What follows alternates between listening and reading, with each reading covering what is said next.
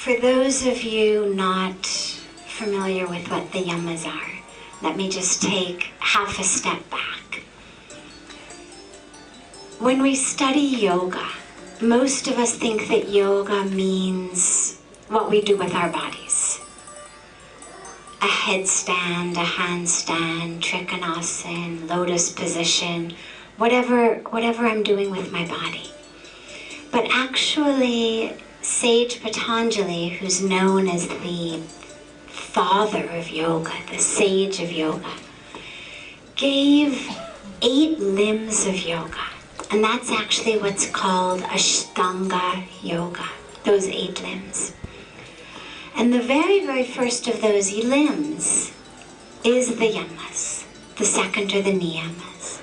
And asana, which it's what most of us think of as yoga, is actually only limb number 3.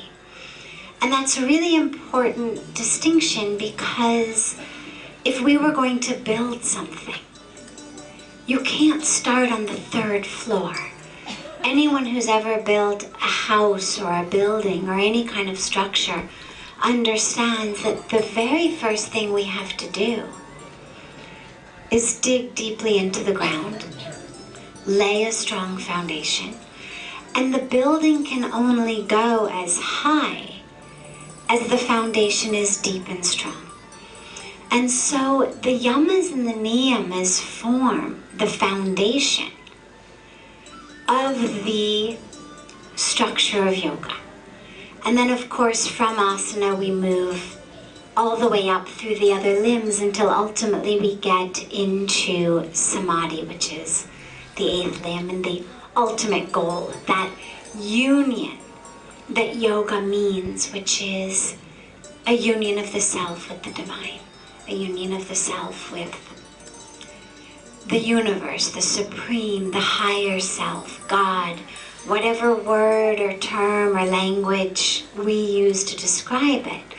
That's actually what the word yoga means. That union that yoga is not, as so many of us think about it, a union of just our head to our knee, or our union of our head to the ground in a headstand. It's ultimately a union of the self to the divine. So that being said, the very foundation of yoga is the yamas.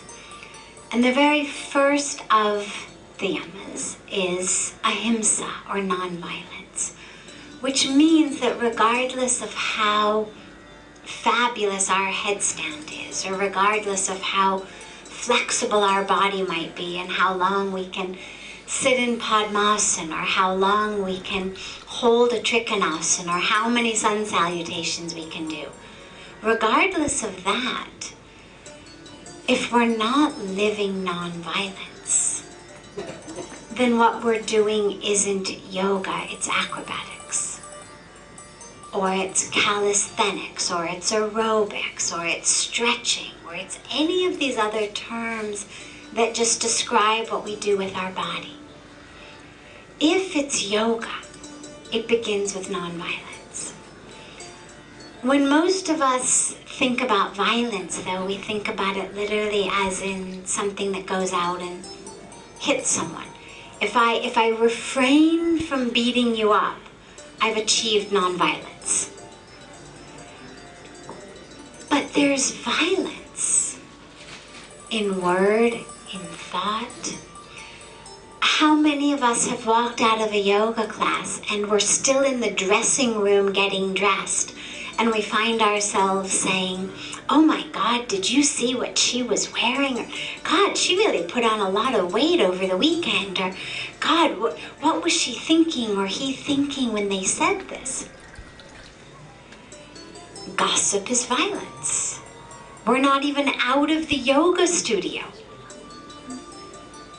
and we're engaging in violence. Or violence to ourselves. How many of us in the yoga class itself berate ourselves with, you're no good at this, you'll never be anything, you're too fat, you're too tall, you're too old, you're too tight, you're too this, you're too that. Well, that's violence. It's violence toward the self. And so when we talk about non-violence and ahimsa, we don't even have to get off the mat before we start to recognize all the different ways that we actually are violent to others, to ourselves. But then, of course, it goes into a completely other realm with how we live. What percentage of people who do yoga are vegetarians? What percentage of people who do yoga insist on only buying food that's organic or that's fair trade? How many of us, when we eat, when we shop, insist on buying products that aren't the cheapest, that aren't necessarily the ones whose advertisement we saw, that aren't made with real leather or real fur,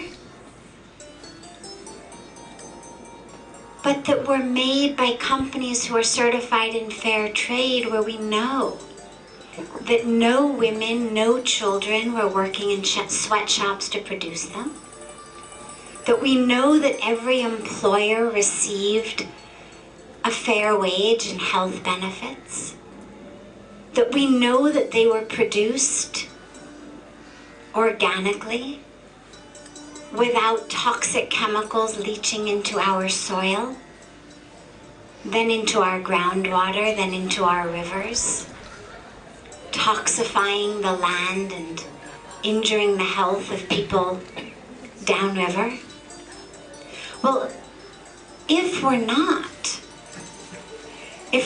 ensuring that what we eat, what we buy, how we shop,